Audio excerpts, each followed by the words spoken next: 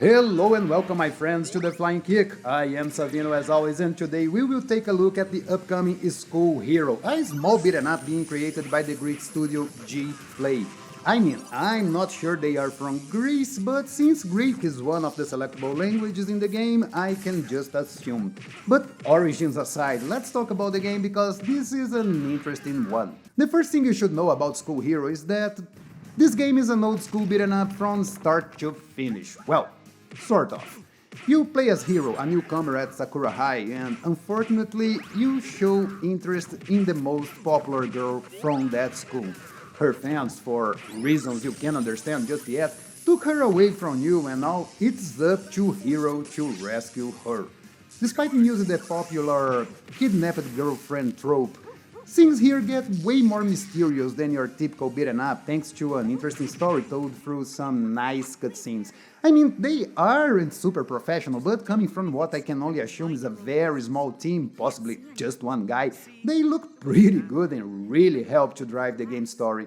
Sure, sometimes the story can get in the way and even harm you, but let's talk about that a little ahead. I said the cutscenes don't look very professional, but in no way I can say the same about the in-game graphics. School Hero is a very nice looking game. It has a 32-bit style with some pretty colorful backgrounds and enemies, good animation, and ton of things happening on the screen at the same time. And of course, there are some nice parallax scrolling here. Nothing too fancy, but way better than a lot of games I reviewed recently.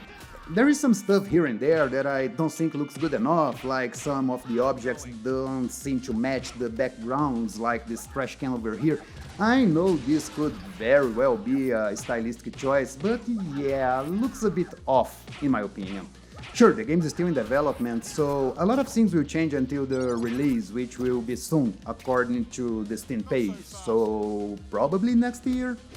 Another thing that seems to be still in development is the voices in the game. Most of the cutscenes here are dubbed, but the quality of acting left a bit to be desired. I believe I even caught some text-to-speech in some places here. Probably these are only placeholders and in the final build we will have a more professional acting, but if that's not the case, it wouldn't hurt the gameplay. Speaking of it, there's a lot here to talk about. First, let's talk about the game's general structure. Here, you will get 7 levels and you can pick any of the 6 levels available to start. This gives you some freedom when starting the game, since you can start with levels you think are the hardest and earn enough money to buy lives in the later and easier levels. Oh yes, School Hero has some light RPG elements and is also a roguelike, and it works pretty well here. You gain experience when defeating enemies and can upgrade your strength or health every time you level up. You also get some coins in the best River City style, and you can buy health, lives, and experience points among other things.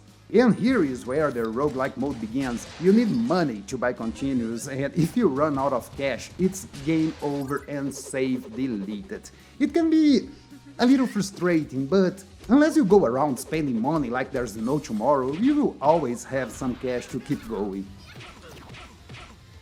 The combat here is pretty simple, but can be pretty fun if you ignore some of the bugs and glitches that comes with games still in development.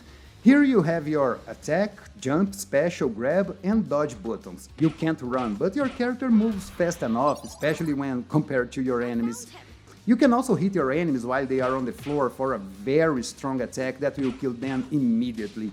Aside from that, the combat's simple. You have your basic combo and that's all. No juggles, no complex combo, just the good and old button mashing, and there's nothing wrong with that if your enemies are interesting enough, and guess what? Here they are.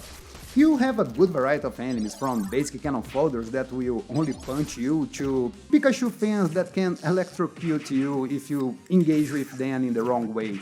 You will find plenty of new enemies with each new level you explore, which keeps the game interesting. Also, each one of the levels has a mini-boss and a boss, but unfortunately they aren't the most interesting bunch around.